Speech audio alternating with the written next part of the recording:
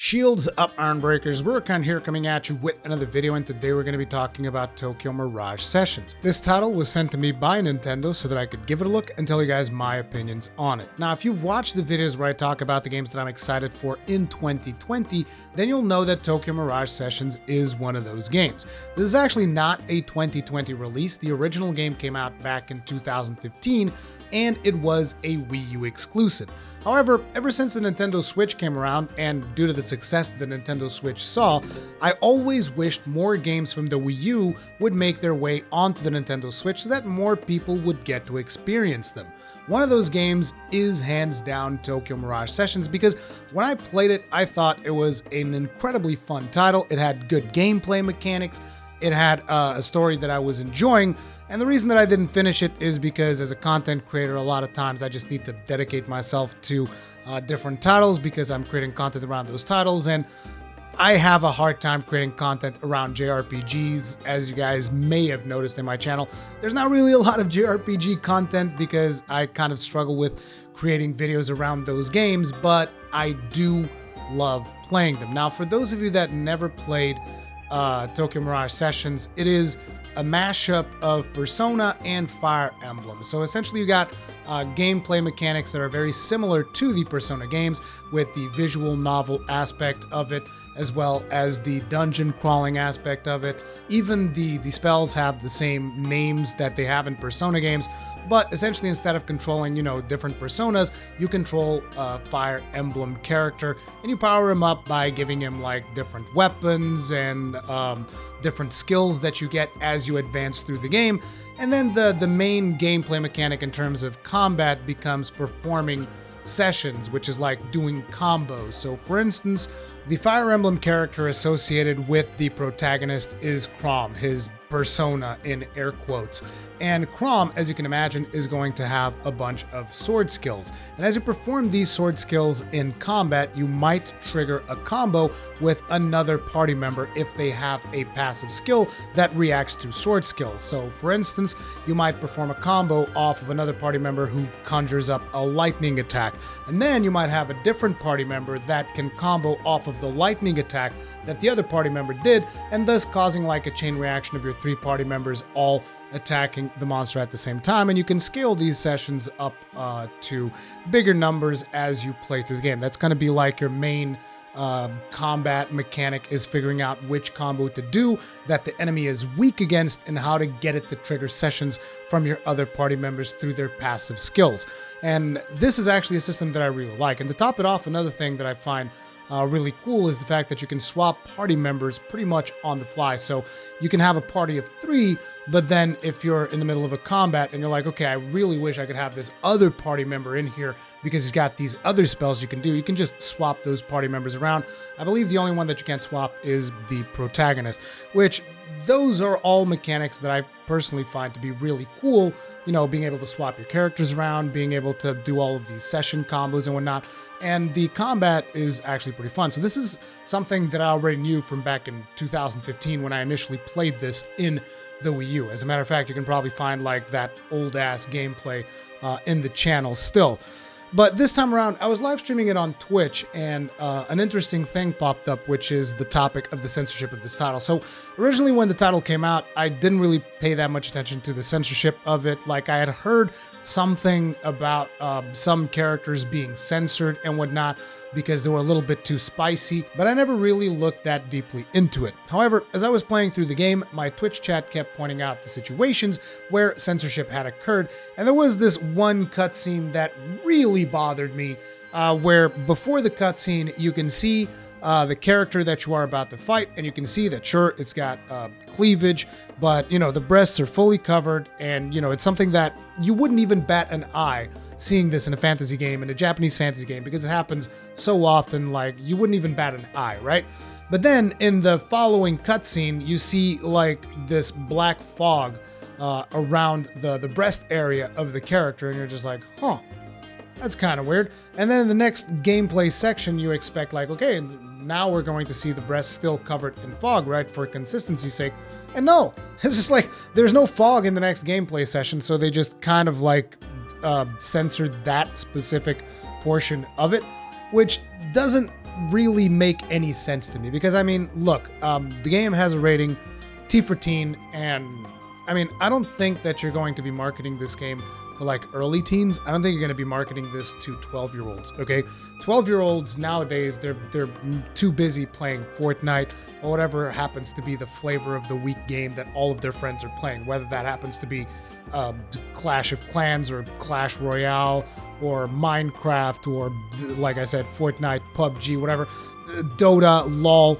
Those are the games that these early teens are playing. Early teens are not playing JRPGs. JRPGs are, in my opinion, very much a niche market. A market so niche, in fact, that in Portugal, a lot of times you don't even see a lot of JRPGs make it to retail, period, because in Portugal, all the games that everybody is consuming around here is usually FIFA. That's what we consume around here in Portugal. I mean, not me. I can't stand FIFA, but, you know, that's neither here nor there.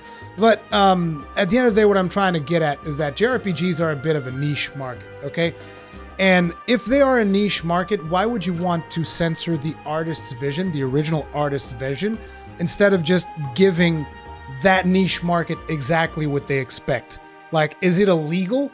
Is there something wrong? Like, I get it. You're trying to lower the age of your game, but by doing that, what ended up happening is that the Switch version of Tokyo Mirage Sessions ended up selling less than the Wii U version of Tokyo Mirage Sessions. I believe this is mostly based around the numbers of physical sales, but from my experience, a lot of the people that actually play JRPGs, they happen to usually be collectors, so they tend to buy more physical copies. But again, I could be wrong here, so take what I'm saying with a grain of salt, because it is also a handheld, and digital games are very convenient for a handheld, but I still think that a majority of people would most likely rather have the physical edition. Like, let me know in the comment section down below, like, if you got it, or if you would get it, which version were you going to get? Were you going to get a physical version, or were you going to get, like, a digital version? Let me know in the comment section down below. I'm really curious, because this is how I feel. I feel like most people would buy physical, but anyway, neither here nor there. It sold less than the Wii U version is the main point that I'm getting at here. And it's very sad to me that happened, because like I said, from a gameplay standpoint, I think the game is a lot of fun. From a story standpoint, I can't really say much because I've only just gotten close to the end of the second dungeon now, so I still haven't really experienced a lot of what is to come with the game. But I can tell you guys that the themes that I see around this title are very similar to Persona themes, which is the types of themes that I personally tend to enjoy. It's just kind of got a weird wrapping of this whole Japanese idol thing going on around it, which is kind of weird, but at the same time also interesting for me. But I can tell that is not going to be for anyone, which again just puts it into an even smaller niche, which makes you wonder, why would you even take the chance nowadays of releasing that censored version? Because here's the thing, back when the game came out in 2015, Nintendo was still very like, oh, we're very family oriented and all of this stuff, and we really care about you know, the games being very family friendly and all that. But in more recent times, Nintendo has taken strides in being much more open about the type of content that they allow on their platform. Like, I believe there's even titles on the eShop that are straight up kind of like dating simulators, and that appears to be okay. So what's the big deal with, you know, the let's call it the lewd stuff of Tokyo Mirage Sessions? Like, you know that a big portion of the people that consume these types of games would rather see the original artist's vision than have that stuff removed. As a matter of fact, there's even DLC that was just straight up removed from the game, like supposedly this hot springs section that I've never really seen in the original game, which was DLC that was added later in Tokyo Mirage Sessions. That stuff was just flat out removed from this version, which contains all of the other DLC, as well as certain character costumes were also removed, like the swimsuit costumes and all that stuff. I usually don't even engage with that type of content, but it kind of sucks that they just removed it. Like, why would you do that? Again, you are talking about a genre that is somewhat niche in the West. On top of it, you're talking about this really weird thing that they did with crossing over Fire Emblem and Persona into this Japanese idol type story, which is like, that's as niche gets. And then on top of it, you're going to go ahead and censor the original vision of the artists. Like, I just honestly do not understand who thought this was a good idea. Like, it just doesn't make any sense to me. you should just release the original version as it was supposed to be, or release a patch. Even though releasing a patch, I kind of feel like it's going to be a little bit too late, because like I said, I do suspect that a lot of the people that would have purchased or have purchased this game most likely were or are going to get the physical edition. And so, you know, a patch can fix things temporarily, but from a collectioner standpoint, it's kind of hard to explain because not everybody understands this. But the thing is, a lot of people like to have a game that they can just, like, when the apocalypse comes and the cloud is gone, you can just plop that into your console and play it. That's like one of the aspects of collectionism that people like. It's being able to preserve those video games for the future, which it is kind of like a pipe dream nowadays because of all the patches and season passes and all of this other stuff that games come with. But, you know, at the end of the day, I'm just really curious. Did you buy it? Were you going to buy it? Did you end up not buying it because of the censorship? Like, let me know your thoughts about this in the comment section down below.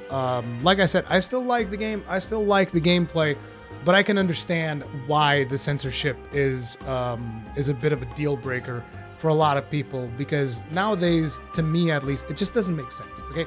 It just doesn't make sense, because look, the people who are going to consume this title, they really don't care about, you know, you guys censoring this stuff. They really don't care about the lewdness of it. They just don't care. They want the original artist's vision. That's what we always want. And it kind of sucks that this stuff still happens. But again, like I said, I still think the game's pretty fun. I'm still going to be playing it, most likely off stream. But yeah, that's my thoughts on Tokyo Mirage Sessions censorship and the game itself, I guess.